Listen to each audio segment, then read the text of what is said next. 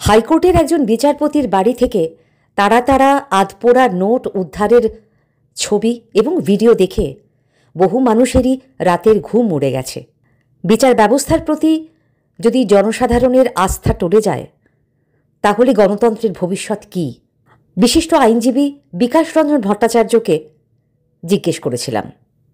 দিল্লি হাইকোর্টের second senior most বিচারপতি যশবন্ত ভার্মা, তার বাড়ি থেকে একটা আগুন লাগার ঘটনায় যে এই বিপুল পরিমাণ নগদ টাকা উদ্ধার হয়েছে, তার সমস্ত ছবি, ভিডিও এবং প্রাথমিক যে তদন্ত করেছেন দিল্লি হাইকোর্টের প্রধান বিচারপতি, সেই রিপোর্ট, বিচারপতি ভার্মার জবাব, এই সব কিছু সুপ্রিম কোর্টের ওয়েবসাইটে আপলোড করা হয়েছে। এটা কতটা নজিরবিহীন? এই সমগ্র ঘটনাটাই নজিরবিহীন। ইতিপূর্বে কখনো আমরা দেখিনি যে একজন বিচারপতির বাড়িতে এরকম এত টাকা পাওয়া যায়। এটা যেমন নজিরবিহীন ঘটনা, এবং এই ঘটনায় গোটা বিচার ব্যবস্থার নিরপেক্ষতা এবং স্বাধীনতার উপরে তো মারাত্মক এক প্রশ্ন চিহ্ন উঠে গেল।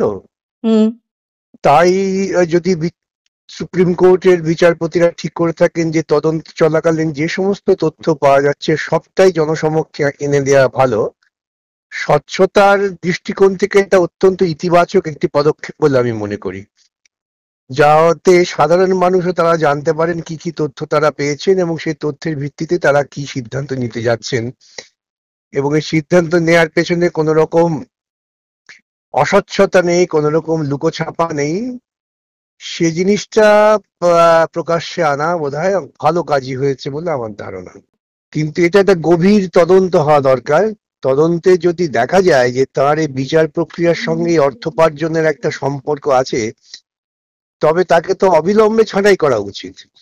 আমাদের দেশে যদিও বিচারপতিদের সরাবার জন্য যে পদ্ধতি আছে সংবিধানে, ইমপিচমেন্ট, সেটা নিঃসন্দেহে সময় সাপেক্ষ, এবং যেহেতু এদেশের রাজনৈতিক নেতারা দুর্ভাগ্যজনকভাবে সংসদে ভোটাভুটি যখন হবে তখন তারা তো বিষয়ের গভীরতার থেকেও রাজনৈতিক পছন্দ অপছন্দের ভিত্তিতে ভোট দেন। ইতিপূর্বে আমরা দেখেছি বিচারপতি রামস্বামীর ক্ষেত্রে, সেখানে তদন্তে প্রমাণিত সত্য থাকা সত্ত্বেও তাকে ইমপিচ করা যায়নি, যেহেতু পার্লামেন্টের সংখ্যাধিক্য পাওয়া যায়নি। এইটা একটা বিপজ্জনক দিক আছে। কিন্তু আমার মনে হয় এইরকম ঘটনা পাওয়া গেলে পরে, যেটা আমরা দাবি করেছিলাম, তাকে অবিলম্বে বিচার প্রক্রিয়া থেকে দূরে রাখো, যাকে বলা হয় যে জুডিশিয়াল ওয়ার্ক দিও না, সেটা করেছেন ওরা। এবং এখন তদন্ত হচ্ছে। তদন্ত যদি প্রাথমিক যে সমস্ত তথ্য আসছে এর যদি সামান্যতম সত্যতা হয়, তাকে অবিলম্বে সর্বসম্মতিক্রমে পার্লামেন্টে ইমপিচমেন্টের প্রস্তাব পাশ করা উচিত বলে আমি মনে করি। এই বিচারপতিরা সকলেই পাবলিক সার্ভেন্ট হিসেবে গণ্য হন। সেক্ষেত্রে প্রধান বিচারপতির সম্মতিক্রমে রাষ্ট্রপতি যদি অনুমতি দেন, তাহলে পরে তো এফআইআর দায়ের করে পুলিশি তদন্ত হতে পারে। সেটাই কি ন্যায্য নয়? সেটা হওয়া উচিত। আমরা আমাদের সংগঠনের তরফ থেকেও দাবি করেছি, অল ইন্ডিয়া লয়ার্স ইউনিয়নের পক্ষ থেকে, যে এর বিরুদ্ধে ফৌজদারি মামলা হওয়া উচিত। কিন্তু বিচারপতি ভার্মা বলছেন যে যেখানে এইটা পাওয়া গেছে বলে তিনি শুনেছেন, সেইটি হচ্ছে আউট হাউস, অর্থাৎ সেটা একটা স্টোর রুম, যেখানে তিনি বসবাস করেন, তার বাংলো, সেইখানে তার থেকে বাইরে, মানে তার লাগোয়া, কিন্তু সেটা সবাই অ্যাক্সেসেবল, সবাই তাতে যেতে পারে, তার বাড়িতে যারা কাজ করেন। এবং তার বক্তব্য হচ্ছে যে এটা একটা চক্রান্ত তাকে মেলাইন করার। আর তিনি যদি টাকা রাখতে হয় তাহলে ওইখানে কেন রাখবেন যেখানে মানে সবাই অ্যাক্সেস করতে পারে এরকম একটা ঘর, সেখানে কি করে তিনি টাকা রাখতে পারেন? ওর পক্ষে যে যুক্তি, সেই সবকিছু নিয়েই তো তদন্ত হবে। ওর আউট হাউসে এতগুলো টাকা জড়ো হয়ে গেল, এত কড়া নিরাপত্তার মধ্যে বিচারপতিরা থাকেন, কারো নজরে এলো না, এটা যে ভাবনা তো বেশ কষ্টদায়ক। এবং এই টাকা রাখার ক্ষেত্রে আমি ধরে নিলাম যে অনেক পরিকল্পনা হতে পারে, হয়তো ওকে মেলাইন কেউ করতে চাইছেন, তা ওকে বলতে হবে কারা মেলাইন করতে চাইছেন, কেন মেলাইন করতে চাইছেন, তিনি এমন কি মামলা শুনছিলেন বা এমন কি মামলা তিনি রায় দিয়েছেন যাতে একটা খুব বড় প্রবল প্রতিপক্ষ তাকে মেলাইন করার চেষ্টা করছেন। এই সমস্ত বিষয়টাই কিন্তু তদন্তের আওতাভুক্ত, এবং প্রত্যেকেরই উচিত, এমনকি বিচারপতি যিনি অভিযুক্ত তাঁরও উচিত কিন্তু সততার সঙ্গে সমস্ত তথ্য সামনে নিয়ে আসা। তাকে বুঝতে হবে তার একার একটি কাণ্ড দিয়ে গোটা প্রতিষ্ঠানকে যদি কলুষিত করা হয় তাহলে সেটা তো ভারতবর্ষের গণতন্ত্রের পক্ষে বিপজ্জনক ব্যাপার। রাজনৈতিক নেতারা ঘুষ টুস খান, তাদের মানুষ ছুড়ে ফেলে দেন বা ফেলেন না, যাই হোক, এটা একটা ব্যাপার। কিন্তু বিচারপতিদের যে প্রতি মানুষের শ্রদ্ধা এবং ভরসা, সেটা নষ্ট হয়ে গেলে তো মুশকিল। এর পেছনে রাজনৈতিক চক্রান্ত যদি থাকে বা কোনো ব্যবসায়িক চক্রান্ত থাকে, সেটাও তো উন্মোচিত হওয়া দরকার। আমরা তো দেখেছি এখানে ইলেকট্রাল বন্ডের মারফত বিভিন্ন রাজনৈতিক দলকে যারা দুর্নীতিগ্রস্ত ব্যবসায়ী তারা টাকা দিচ্ছেন, সেটাও মানুষের সামনে এসেছে।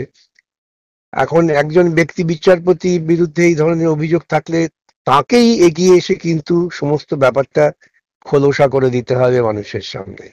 এর সঙ্গে আমার নিজস্ব অভিমত যে এই কলেজিয়াম সিস্টেম নিয়ে তো বহু প্রশ্ন আছে। আমরা কলেজিয়াম সিস্টেম না বাতিল করে একটা হাই পাওয়ার জুডিশিয়াল কমিশন চেয়েছি, সে নিয়ে আমি একটা প্রাইভেট বিলও পার্লামেন্টে মুভ করেছি।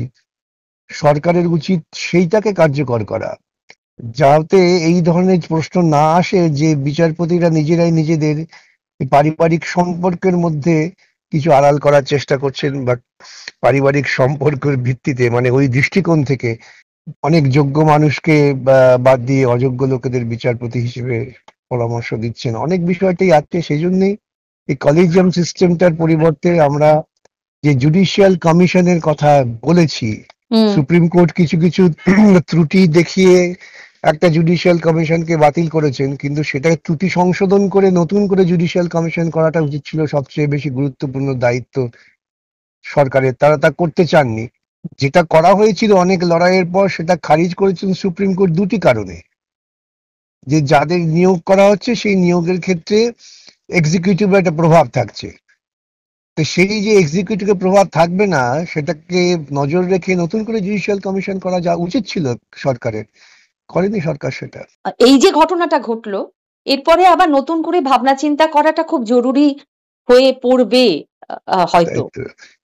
সেজন্যই আমি বাবার ব্যক্তিগত প্রশ্নটা উঠে পড়ে, যেহেতু যে পার্লামেন্টে যে বিলটা প্রাইভেট বিল হিসেবে আমি উপস্থাপনা করেছি এবং পার্লামেন্টে পাশ হয়েছে, সেটা নিয়ে আলোচনা হোক, সেখানে পরামর্শ বিভিন্ন স্তরের মানুষের কাছ থেকে আসুক।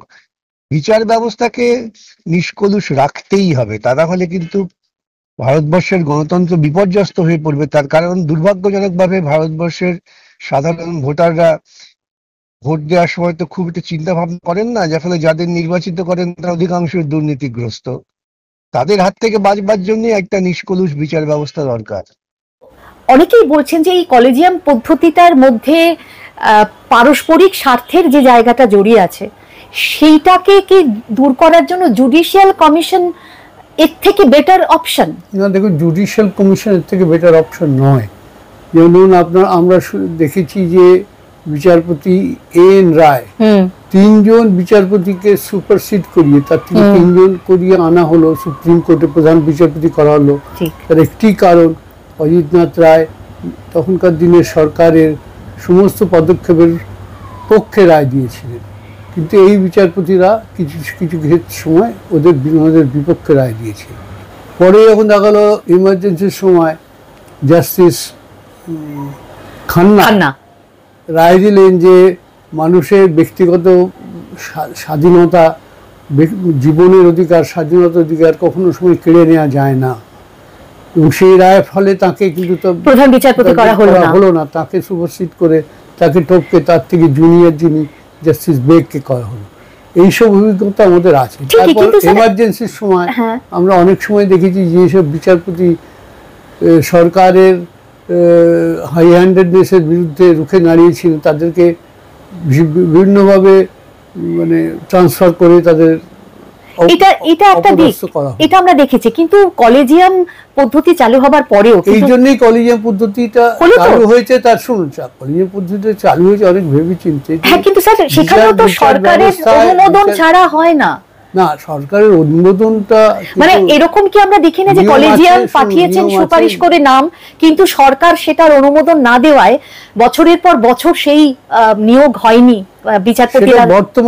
বর্তমানে একটু বিচারপতিদের কিছুটা দুর্বলতার জন্য এই ঘটনা ঘটছে। আগেকার দিনে কিন্তু নিয়ম ছিল যে কলেজিয়াম একবার রেকমেন্ড করে পাঠালো, যদি সরকার ফিরিয়ে দেয় তারপর কলেজিয়াম ব্যাপারটা আবার যদি কনসিডার করে আবার রেকমেন্ড করে পাঠায়, দ্বিতীয়বার রেকমেন্ড করে পাঠালে তখন কিন্তু আর সরকার এটাকে ফেলে রাখতে পারে না। এই ধরনের এটা প্রচলিত নিয়ম, প্রচলিত আইন ছিল। এখন আমাদের এই বর্তমান ক্ষেত্রে কিছু কিছু ক্ষেত্রে আমরা দেখছি যে মানে দুবার দ্বিতীয়বার কলেজিয়াম রেকমেন্ড করা সত্ত্বেও সরকার সেটাকে মান্যতা দিচ্ছে না। এক্ষেত্রে কিছু কিছু মামলাও হওয়ার অবস্থায় এসেছিল। কিন্তু কিছু বিচারপতি, আমার মনে হয় কিছু প্রধান বিচারপতির হয়তো দুর্বলতা বা কিছু সমঝোতার কারণে এই জিনিসটা ঠিকভাবে ফলপ্রসূ হয়নি। কিন্তু আমার মনে হয় আগামী দিনে এই গণ্ডগোলটা থাকবে না।